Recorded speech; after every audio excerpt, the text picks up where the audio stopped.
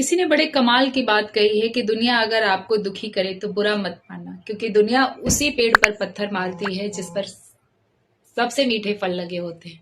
जय श्री राम। मैं हूं प्रकृति लाइव से। कैसे हैं आप सभी? एक छोटी सी कहानी है एक व्यक्ति की जो गांव में रहते थे, और वो मिडिल क्लास फैमिली भी ना कहिए आप, थोड़े से गरीब थे। उनकी एक बिटिया और दो बेटे थे। जब बिटिया की शादी की बात आई तो उनके पास पैसे नहीं थे। उधार लेने वो सेठ जी के पास गए और कुछ पैसे लेकर आए सेठ जी से। उन्होंने अपनी बिटिया की बहुत ही धूमधाम से शादी की। जब बच्चे सर्विस करने लगे तो उन्होंने कहा कि पापा अब पैसा आ गया है, आप सेठ जी का सारा पैसा चुका दीजिए। तब सेठ जी का पैसा चुकाने के लिए उन्होंने पूछा कि ठीक है मैं जा रहा हूँ। पैसा लिया और सेठ जी के पास गए और बोले आपका पैसा चुकाने आया हूँ। उन्होंने सेठ जी को पैसा दिया और सेठ जी ने कहा कि ठीक है मैं ले लेता हूँ। फिर उन्होंने कहा कि मुझे एक पर्ची दे दो ताकि आपको फिर, तो सेठ जी से कहे कि आपने लिख दिया ना इसमें कि मैंने सारा पैसा चुका दिया है। सेठ जी ने कहा हाँ लिख दिया। कहे बोल भाई मुझे पढ़ने नहीं आता, घर पहुंचूंगा और फिर आप नेक्स्ट टाइम कहोगे तो मैं नहीं मानूंगा। सेठ जी के दिमाग में एक सातिर आइडिया आया। उन्होंने कहा कि थोड़ी देर पर्ची देना, मुझे साइन करना है। और उस पर साफ साफ लिखा हुआ है कि मैंने पर्ची पे पूरा पैसा इनका ले लिया और इनको अब कुछ भी उधार नहीं देना है। लेकिन उस पर साइन के बहाने उन्होंने लिख दिया कि पीछे कि कुछ पैसे अभी बाकी है। फिर सेठ जी पहुंचे उनसे पैसा लेने। तब सेठ जी उनके घर पहुंचे। उन्होंने कहा आप धोखाधड़ी कर रहे हो। फिर उन्होंने कोर्ट का दरवाजा खटखटाया। मैंने तो पूरे पैसे दिए थे और आपने लिखा भी था। तो बोले पर्ची लेके आओ, क्या लिखा था देखो। जब पर्ची लेके आए देखे तो उस पर लिखा था कि आपका कुछ पैसा बाकी है। अब जज साहब के यहाँ पहुंचे, ये कोर्ट कचहरी करना शुरू कर दिए इनके बच्चे और ये। तब कहा जज साहब ने कि कोई था वहां पर जब तुम्हें पर्ची पे लिख के सेठ जी ने दिया। सारी कहानी बताई व्यक्ति ने।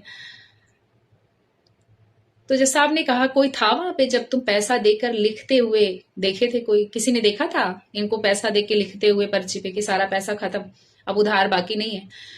तो उन्होंने कहा हाँ एक आदमी था, ठाकुर जी थे। ठाकुर जी थे। अब तारीख दे दी गई जज साहब के यहाँ से और दूसरे दिन ठाकुर जी को हाजिर करने के लिए तारीख रखी गई। जब तारीख आई तो जोर जोर से आवाज दी गई कि ठाकुर जी हाजिर होइए। और एक बुढ़े से व्यक्ति आते हैं और चंदन लगा हुआ माथे पे और कटघरे में खड़े होकर कहते हैं कि जज साहब क्या बात है? तो उन्होंने कहा कि जज साहब ने कहा कि तुम्हारे सामने पैसे दिए थे, ये सारा पैसा वापस किए थे? तो उन्होंने कहा हाँ। बोला सबूत क्या है? तो बोले सबूत यही है कि आप उनके घर पर सेठ जी को यहीं रोकिए। बड़े से कमरे में 3 अलमारियां हैं। तीसरे नंबर की अलमारी में एक फाइल रखी है जिसमें 22वें नंबर के पेज पे एक चिट रखी है, उसे मंगा लीजिए। ठीक वैसे ही किया गया और सेठ जी यहीं पे थे और वो पर्ची ढूंढ के मंगवाई गई। उस पर्ची पे देखा गया साफ साफ लिखा था। पहली पर्ची सेठ जी ने जो अपने पास रखी थी उसको चेंज नहीं कर पाए थे और उस पर्ची पे साफ साफ लिखा था। ये भगवान का ही संयोग था। जज साहब ने बाहर निकलते हुए कहा मुझे उनसे मिलना है। अगले दिन वो गांव में गए। गांव में जाकर पूछवाया ठाकुर जी कहाँ रहते हैं? तो सब लोगों ने कहा ठाकुर जी का तो सिर्फ मंदिर है, ठाकुर जी यहाँ नहीं रहते। उसी पल उसी क्षण जज साहब ने कहा कि नौकरी छोड़ूंगा और आज से ही मैं भक्ति शुरू करूंगा भगवान की। और उन्होंने तय किया कि अब मुझसे बहुत भारी गलती हो गई। मैंने जज साहब को कटघरे में खड़ा होने का, जज साहब ने कहा कि मैंने भगवान को कटघरे में खड़े होने का आदेश दे दिया, बहुत बड़ा पाप कर दिया। और मंदिर में बैठकर मैं नहीं कर सकता पूजा, क्योंकि मंदिर में बैठने के काबिल नहीं हूं।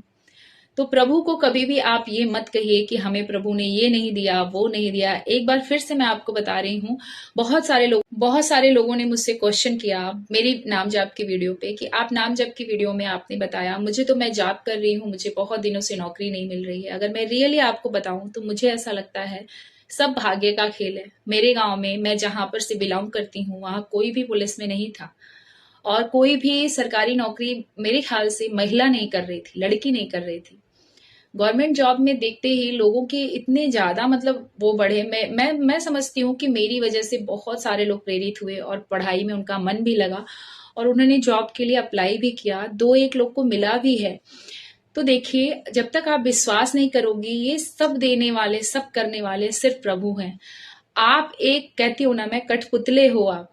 आपका माइंड, आपका दिमाग, आपका जो कुछ भी चलता है सिर्फ भगवान पर छोड़ दो।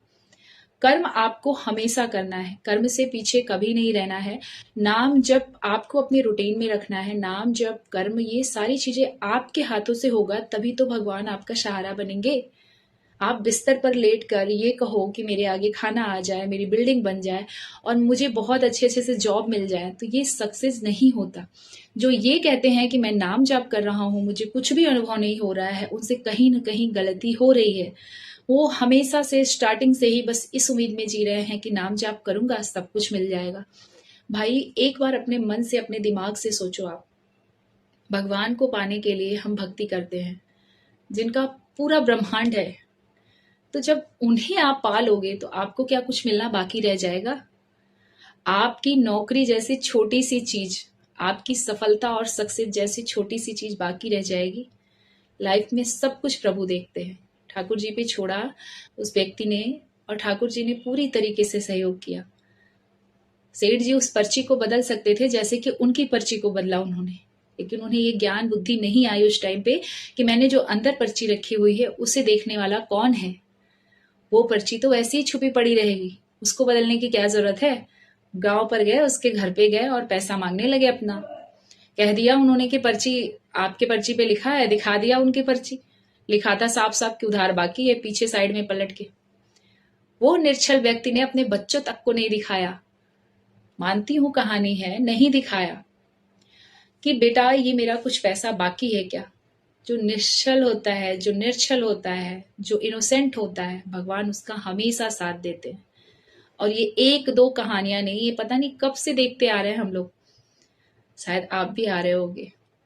तो भगवान पे शक मत करो भाई, ऐसे कमेंट प्लीज मत करा करो आप। बड़ी तकलीफ होती है देख के कि दीदी बहुत दिन से नाम जप कर रहा हो, कुछ भी सफलता नहीं मिल रही है। सफलता आपको खुद ब खुद नजर आने लगेगी। नाम जप पे ध्यान तो लगाओ। ध्यान आपका जिस दिन लग गया ना, उस दिन सफल क्या, आप कहां से कहां पहुंच जाओगे आपको पता ही नहीं चलेगा। आप जिसे अपना आराध्य मानते हो, मैं बार बार कहती हूँ, उनका नाम जप करो। मेरे छोटे से मुझे नहीं यकीन था कि इतना कुछ हो जाएगा। आपको पता है जब हम स्कूल जाते थे तो कोई पूछता था कि आप बड़े होके क्या बनोगे, मैं फटाक से बोलती थी कि मैं मैं जाऊंगी पुलिस डिपार्टमेंट में। मैं नहीं जानती थी कि यार ये सच हो जाएगा, क्योंकि मुझे अपनी पढ़ाई पर उतना विश्वास नहीं रहता था। धीरे धीरे जब बड़े हुए, पढ़ाई लिखाई किया और आगे बढ़ने की कोशिश की, और जब मौका मिला तो मेरे यहाँ भी एक पंडित जी आए थे, बहुत दूर से आते थे, गांव में भिक्षा मांगने लोग आते थे, उसको आप कुछ भी कह लीजिए, लेकिन एक नहीं पुरोहित की तरह होते हैं दूर दूर के, तो वो हमारे गांव के पुरोहित नहीं थे, बहुत दूर से थे, आए थे। तो दादी मेरी बहुत सम्मान करती थी, बोली चाय बना के लाओ बेटा। मैं चाय बना के लाई और बैठी, तो बोले ये हमेशा कहती है कि मैं बड़ी होके पुलिस बनूंगी। क्या सच में? उन्होंने नहीं कहा, सॉरी, उन्होंने कहा ये बताइए बाबा कि ये बड़ी होके क्या बनेगी। उनके मुंह से ये शब्द कान तक पहुंचते ही निकला कि ये तो पुलिस बनेगी। और मुझे आज भी वो शब्द गूंजता है। मेरी दादी की बिल्कुल तबीयत खराब नहीं थी, बिल्कुल ठीक ठाक थी वो। उन्होंने कहा कि कार्तिक मास में आपके घर बैंड बाजे बजेंगे और आपकी दादी की दे रही होगी। मैंने कहा बाबा आप इस तरीके से बोल रहे हैं, ये सब सही नहीं होता। बोले बेटा सही नहीं होता, लेकिन लेखनी को कोई टालता नहीं है। मैं नहीं मानती थी कि सच में कोई कुछ जान सकता है। आज भी मैं ये शब्द सोचती हूँ कि ये दोनों वर्ड कैसे सही हो गए, क्योंकि सुनने के बाद ना, ये सोचने के बाद ना, क्षमता जैसे खत्म सी हो जाती है कि आप क्या कह रहे हैं। दादी वहीं बैठी थी। मैंने कहा कि अरे ऐसे बोलते हैं पंडित, कुछ नहीं होता। आज समझ में आता है कि कुछ बातें कोई आपका रूप लेके भी आकर कह सकता है। भगवान का रूप उनके में मैं निवास करना समझती हूँ। जो उन्होंने अपने मुंह से जो भी बातें बोली उस दिन, वो दोनों की दोनों तीनों बातें सत्य हुई। ज्योतिषी पे तो सच बताऊं मैं आपको, मैं भी बहुत विश्वास नहीं करती, मैं भक्ति पे ही विश्वास करती हूँ। जो सही है वो सही है, लेकिन मैंने देखा और उन्होंने जो बोला ना, वो मेरे दिमाग में आज भी क्वेश्चन मार्क बन के बैठा है कि कोई इतना सत्य कैसे बोल सकता है। मैं अभी कौन सी क्लास, नाइन्थ वाइन्थ में थी, नाइन्थ या 10th में थी। उस टाइम की बातें अभी भी मेरे दिमाग में चलती है। और जब मेरी नौकरी लगी तो मैंने कहा कि वो बाबा जी तो है नहीं, होते तो मैं उनको सच में मिल के बताती ज़रूर। सब लोग बोले नहीं वो ख़त्म हो गए, नहीं है। और कार्तिक मास में भी हम लोगों को एक बार एक झकझोर दिया था उनका, ये जो कहना था कि इन्होंने ऐसे ही बोला, जैसे भी बोला ये सत्य हुआ। तो कुछ चीज़ें लाइफ में सत्य होती हैं, किसी के कहने सुनने की भी। लेकिन रही बात आपके नाम जप की, तो आप इस पे 1% भी शक मत कीजिए। प्रेमानंद महाराज जी कहते हैं कि नाम जप आपकी लाइफ को बदल देगा। क्यों कहते हैं? क्योंकि नाम जप से आप भगवत प्राप्ति करते हो। जब आप नाम जप से अपने प्रभु को ही पा लेते हो, जिन्होंने आपकी पूरी दुनिया रची हुई है, तो आपको कैसे पीछे रखेंगे वो? आंसर सिंपल है ना? तो बस आज की वीडियो यहीं तक। अपना ख्याल रखिए। अगर वीडियो अच्छी लगी हो तो अपने फ्रेंड सर्कल में शेयर ज़रूर कीजिएगा, ताकि और लोगों के पास पास भी जाए और लोग भी इसमें लीन हों, अपने आप को समझें, अपनी दुनिया को समझें। ये एक प्लेटफॉर्म है और कुछ नहीं है, और हम उस पे परफॉर्म कर रहे हैं। सब कुछ उनके हाथ में है, सब कुछ। जय श्री राम।